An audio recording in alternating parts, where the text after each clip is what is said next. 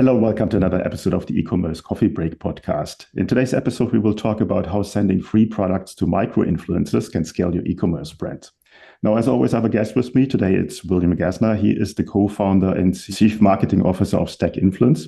He's a six-time founder, a seven-figure e-commerce seller, and has been featured in leading publications like Forbes, Business Insider, Wired, for his thoughts on influencer and e-commerce industry. So he has a vast background when it comes to influencer marketing, and I would like to welcome him to the show. Hi, William. How are you today? I'm doing well. Thanks for having me on, Klaus. Influencer marketing has changed a lot in the past, and instead of paying big celebrities, it had shifted to micro influencers. Let me know why brands are moving away from celebrities and what's the advantage of working with micro influencers. Absolutely. So, influencer marketing, as you mentioned, really started with celebrity promotions and not for any unknown reason, right? You, as a celebrity, you have a large reach. So you promote a product, getting visibility or awareness across a huge amount of people and sell a lot of stuff. What has shifted is two things. One is trust, and two is social platforms algorithms. So in the trust side of things, now consumers realize quite well that celebrities are getting paid a lot of money to do promotions for products. And obviously there's Federal Trade Commission disclosures. You have to say that it's a sponsored, it's an ad. It can't just be kind of an unknown promotion. But that reality of getting paid a lot of money, people or consumers now understand that if you're promoting a product and getting paid thousands, hundreds of thousands, sometimes millions of dollars, it's not a very trustworthy or authentic type of promotion, right? You might not really care about the product. You're doing something for money. And so because of that lack of potential trust, those sales have diminished, right? Obviously, you'll still drive a whole bunch of sales. There's still some clout, you could say, that comes from a celebrity utilizing a product. But it became a bit more skeptical as far as, should I actually trust this celebrity with this product promotion? The second big issue with the larger celebrities, and I'll dive into why micros are actually becoming much more effective. But the other secondary issue is social media platform algorithms have changed quite a bit. It used to be the fact that if you had 1 million followers and every single one of those 1 million followers was on social media the few days after you posted something, pretty much everyone would see it, or at least a majority. Now what has happened is that only followers who are highly engaged with a profile will end up seeing content that is posted by a profile. And the reason social platforms changed is that accounts started following all these different people. And maybe you followed someone because your friends were following it, or you saw them on TV or for some reason.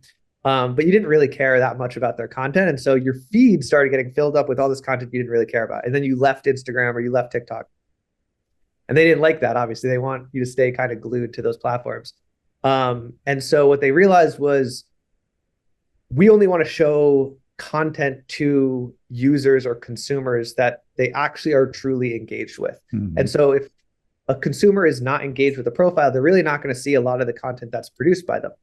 And then secondarily, what's shifted is that if you do produce really, really high quality content that is extremely engaging, not only your followers may see it, but also people outside of your follower base.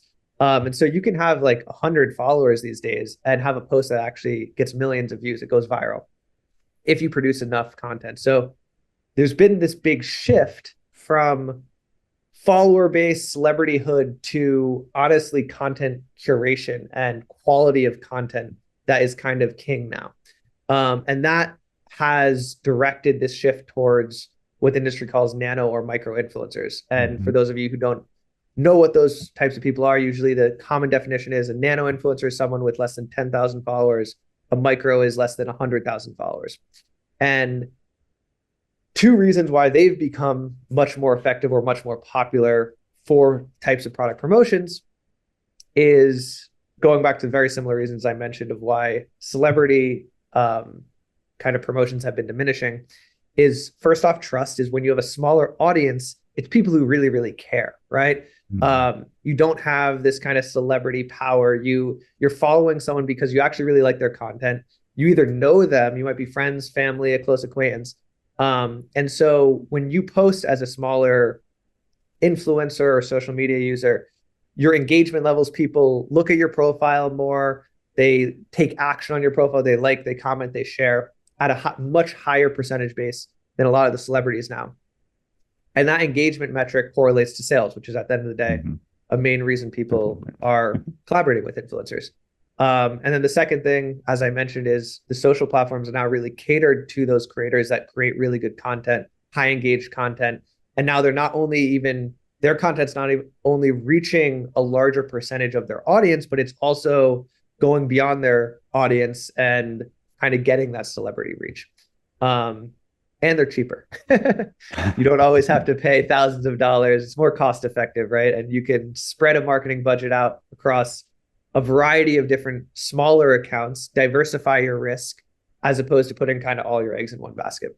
I know that was a mouthful, but No, I think that was a very good overview of what the situation is. And I think many of our listeners can relate to that, and me included. I probably follow very few celebrities on social media, but a lot of smaller influencers that are dealing with topics that I'm interested in. So I'm engaging Absolutely. more. So it makes perfect sense. Now, obviously for a brand, and you said you can get further with your marketing budget because you can involve more influencers in your marketing strategy. I think before we go into the next step, the first step, I think, is finding them. That's obviously an issue because how do you find them as a brand? What's your approach there? Yeah, so two biggest challenges with micro and nano influencers is exactly what you said, finding the right people for you, because not everyone's going to be the right fit. And the second thing is really scaling, because unlike a celebrity, you do want to aggregate that smaller follower base. Each person, not every person's going to create some content that goes viral. And so if you're subjugated to a smaller follower base, you want to aggregate those smaller follower bases so that you can potentially get a much larger reach. Now, finding people becomes a challenge. If you have no marketing budget, right? Strategies simply are to use hashtags or kind of certain topic searches on Instagram, figure out things. Let's say you're selling a beauty product. You might want to be searching certain tags, say it's makeup specifically, around makeup tutorials, people who are creating these types of content and using tags to identify themselves as this type of creator, right? And then decent amount of manual effort here. And this becomes a challenge. This is actually one of the biggest reasons we built Stack Influence, was to help with this scaling and management side to these types of collaborations.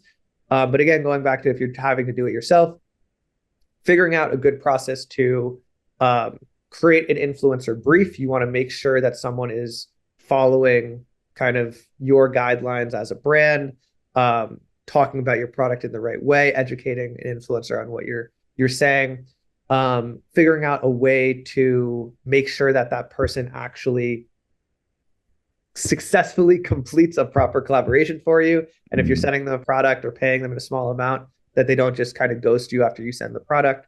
And then also just making sure that you're tracking actually results, getting rights to utilize maybe the content that they're creating, et cetera.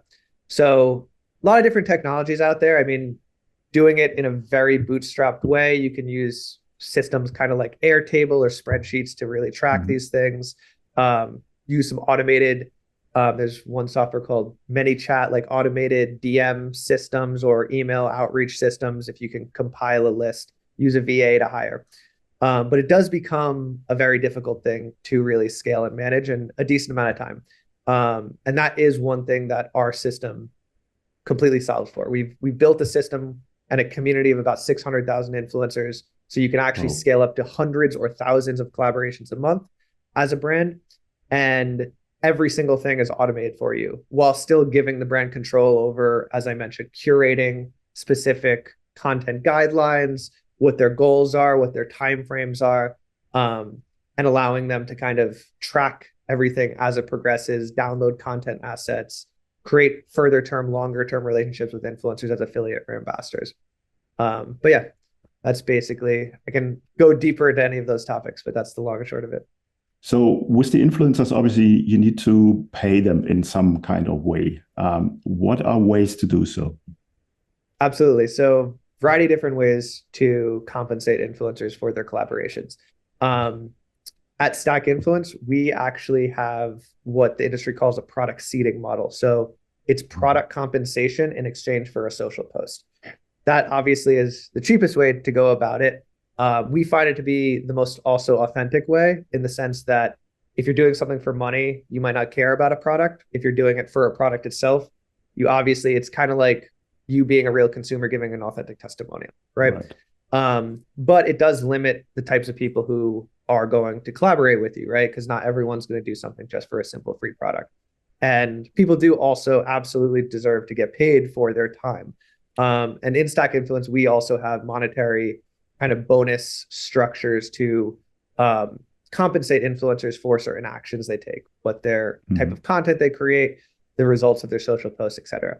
Now, the second most common way to pay someone is just a simple flat fee, right? Depending on your social follower base, usually the industry going rate is about $10 for every 1,000 followers you have. So got 10,000 followers, get paid $100, right? Third common way is affiliate commissions. So you give someone a tracking link that's unique to that individual, and negotiate a certain percentage of sales that they drive. So no upfront payments, but if they drive a sale using that link from that social promotion, you give them 10% of that sale or 20% of that sale. We like to do, even our fundamental negotiation is just for a product, but we actually will incorporate all three aspects, right? So if they do certain actions, as I mentioned, they're going to get some monetary extra payments. They also can create a longer term relationship once that initial collaboration is done. And if they've done pretty well, to join some sort of affiliate program, whether that is on someone's website, a Shopify website, or that's through an online marketplace like Amazon. And I highly recommend kind of doing a combination of all three, right? Influencers will love it. Don't just do a one-off promotion. If you find someone who's really good for your brand and fits your kind of niche, creating longer-term partnerships with people is really the name of the game now. Having someone consistently promote over time. And so yeah, the last I would say is kind of getting certain, almost being like sponsored by classic sponsorship, like a lot of athletes are by a brand, right? You're not only getting a lot of free product perks, but you might even be getting a salary from that. That's kind of a more evolved version of influencers. But yeah. Okay. No, that makes sense. And I have heard about one example of a bigger DTC brand where exactly that happened. They had like they started as an affiliate influencer, and the guy has become a full-time employee of the company because he's so good as an influencer. Absolutely. So you talked about also the different platforms, Amazon, Walmart, Target. How does that work if you're selling on these platforms? Absolutely. So influencers work really, really well for online marketplaces. And the reason being is that an online e-commerce marketplace at the end of the day is basically a search engine. And so simple stat here. Let's just take Amazon because it's the largest in the batch. About 2,500 new Amazon sellers join Amazon every single day. Insane. There's now millions of obviously sellers on the platform. Also, when someone, for those of you who shop on Amazon, which I assume most people do, when you search for something, about 75% of people don't go past the first page. There's 42 listings on the first page of Amazon on average. Now, if you are not, as a seller and you have a listing on Amazon, if you're not shown for when someone searches for something on that first page listing, right? And that rapidly drops off after the second, third page, right? Like you now past the first page, you have 25% of the audience to even take advantage of. If you're on the 10th page, no one may be seeing your product, right? And there's, for any given search term, there's sometimes thousands of pages. And so it becomes very difficult to get visibility. And that's kind of the gold standard on the marketplace. Otherwise, if you're not getting any visibility, these marketplaces sometimes aren't cheap. They're taking a decent cut of your margin. Right. And so if you have no visibility, you're not taking advantage of kind of all of that awareness and that shopping presence.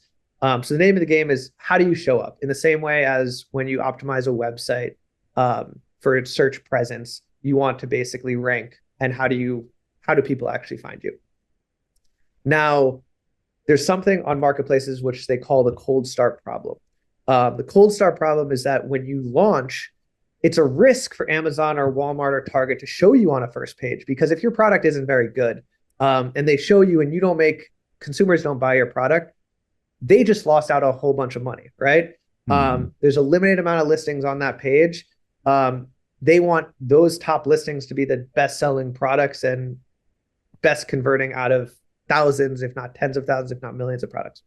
Now, there's also a secondary risk, which is that if you have a really, really good product that might be better than every single product in your category, and they don't show you, they're now potentially losing out on sales as well. So there's this, and that's what they call this cold start problem, is like, how do you figure out what products are good and what products aren't? And what Amazon does initially, and what pretty much all the algorithm marketplaces will do, is they'll test you, right? So you launch a product, they'll show you maybe on a first page or a top page for a few hours, and then they'll drop you back down and like see how consumers relate to the product. Because what they're trying to get is data from consumers. Like, when someone comes to do people click into your listing? When they click into your listing, what do they do? Do they add the product to the cart? Do they buy the product?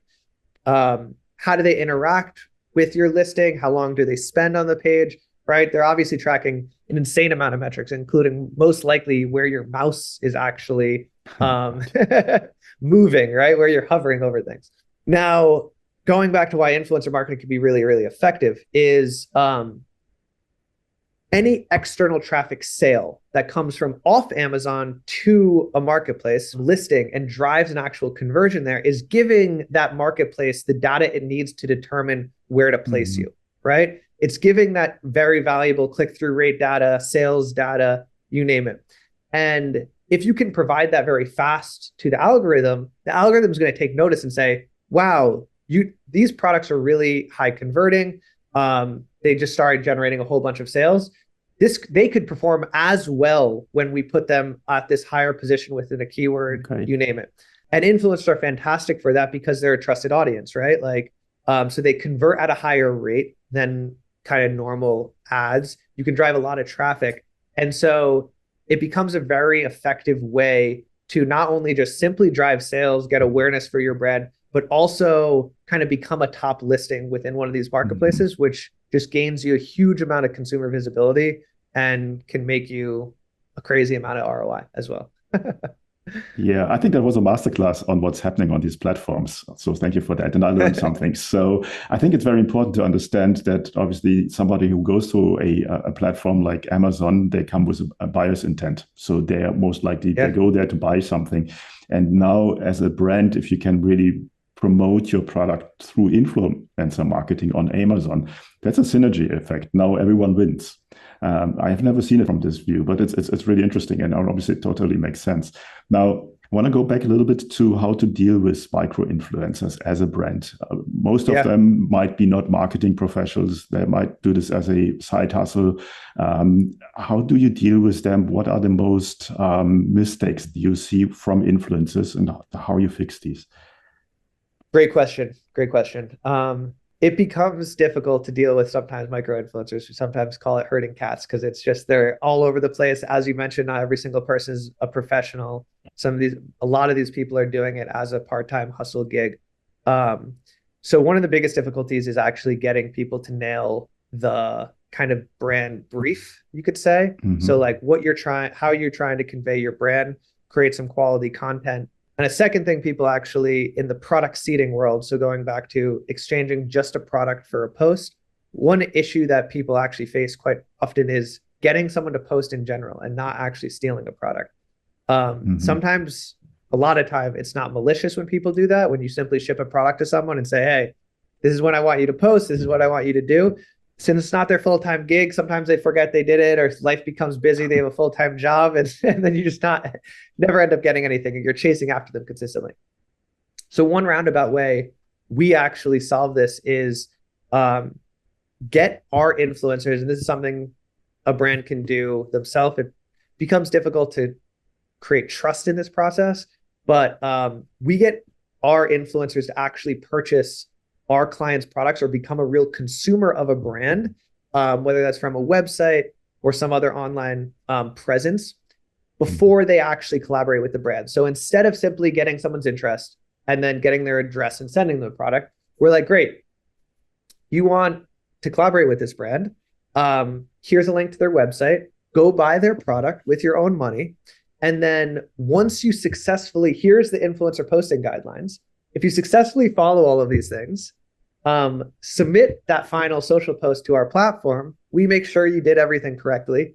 I'll send you your money back for your expenses. So you got the product for free, but there was some skin in the game, right? And that becomes a very effective process. Again, convincing someone to trust you that you're actually going to send that money back is a difficult thing in that process. However, if you're a trusted brand, people will go along with this. And it really solves a lot of these issues with people ghosting you, with people not following the exact guidelines that you want, and making sure that you're educating them the right way. The last thing I'll say is just really giving people direction, because you'd be surprised, like some of these people are extremely, extremely creative, and I also do recommend giving them decent creative control, because you never know what someone's going to actually produce, but still pushing them in that right direction, giving them some example content of what's worked for you in the past, some ideas for certain tags that you'd like to use, some talking points or different kind of either video or image prompts, those, while still kind of giving a little bit of open creativity for them to customize that stuff. That is also very key to making sure the content that's getting produced and the post that's going live is conducive to your niche, your brand, your image, your aesthetic. Now, most of our listeners are in the e-commerce game. They're either merchants, online sellers, or work for DTC companies as marketers. What steps do they need to follow to get started with Stack Influence? Absolutely. So go to stackinfluence.com. We have a very simple sign-up form. We prefer jumping on a quick call with someone on our team so we can discuss your growth goals, what your objectives are, what products you're launching, what products you already have that you want to push up extra growth for.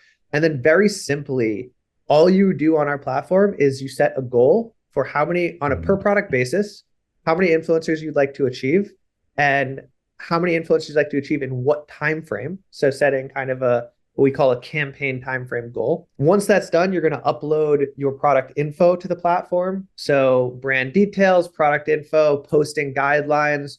We actually will assign every single brand a dedicated manager team to actually help you with this. So kind of best practices, et cetera. We're going to build out custom landing pages.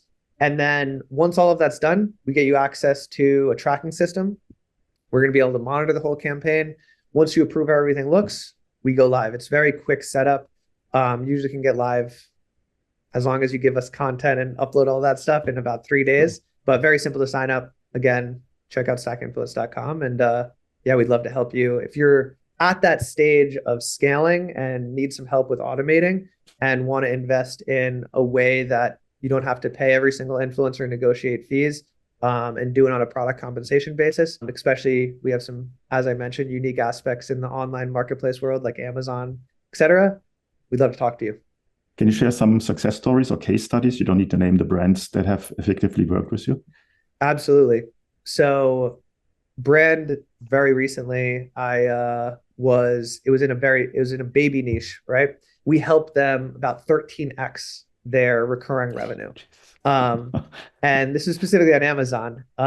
So like absurd ROI, right? But the simple reality behind that was due to that fact of higher visibility with the marketplace, because it's also like a newish launch product. They were doing about 50, 100 sales per month. And then 13x that due to the fact that they just increased visibility across a variety of top keywords across their category positioning. And now all of a sudden just had all these new eyeballs on their product and sales started flooding in. The beautiful thing about doing that on a marketplace is that when our campaign ends, as long as your product we call being sticky. As long as your product performs at that new position, right? You have a good price point, you're competitive, good what they call A plus content, like images, descriptions, etc.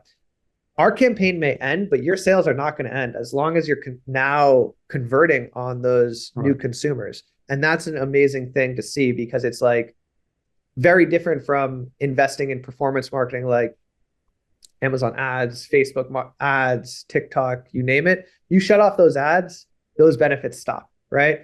Investing in influencing, it's very much a long-term, lots of long-term benefits there. You're especially in the online marketplaces, and also creating those longer-term relationships as affiliates or ambassadors with these influencers themselves. And that's another kind of use case that we've seen some really good results from, is like someone worked with only even 100 influencers, and they found 2 people who have now provided them with a very big ROI in the long-term fashion, right? Like 2 out of 100, very small percentage, but just those 2 people were fantastic in the long run for them. And now they're driving like a huge amount of sales and paid for our campaign like tenfold. So yeah, those are some simple results. We have a lot of different case studies on our website. Feel free to also reach out to myself. My email is william@stackinfluence.com. And I'm always happy to share some success results too. Okay, 13 times more revenue. I mean, that's sort of a champagne problem, because you need to be prepared to deal with that. Yes. Who's your perfect customers? Are there specific industries or niches that you use to work more with than others? Absolutely. Not every, before I go into the ideal ones, not every, there's some niches that actually do not work for our platform. And you can, I would say, there are people out there that'll promote any product. But if you're trying to do something at scale with smaller influencers, it becomes difficult. So as a very simple example, beauty products work fantastic for our platform. By the way, the influencer industry is pretty skewed female. So female-centric products or more focused products usually are able to scale more than male-focused products. But across the board, beauty products work really well. Now, athlete's foot cream doesn't work that well, because people are very skeptical to go on social media and say, check out my foot fungus. This is beautiful, right? So there are some nuances, right? Like medical condition related products can be very difficult. Our platform also only focuses on e-commerce physical goods at the moment. Not to say that digital goods can't be promoted, but that's just our unique angle. And then as far as things that work really, really well, as I mentioned, beauty, fitness, fashion products, food, consumables, home and goods, those are our kind of top niches. But we work with a wide spectrum, from very niche things to like pets and specific pets, to kids products, you name it. So influencer marketing spans pretty much most industries, but again, there are some nuances to certain things that don't work so well. If it's not social, we like to call it dinner table friendly, right? So if you're with people who and not like dinner table where you're with your closest friends and you have no filter, but if you're with some people who you've just met for the first time, right? What are topics that you might be open to discussing, and things that you might be more skeptical about don't always have the ability to scale on social. I think listeners that have specific products that are need a little bit more explanation, they're aware of that. And other than that, I would just advise is like, there's only one way to find out. So yeah, absolutely.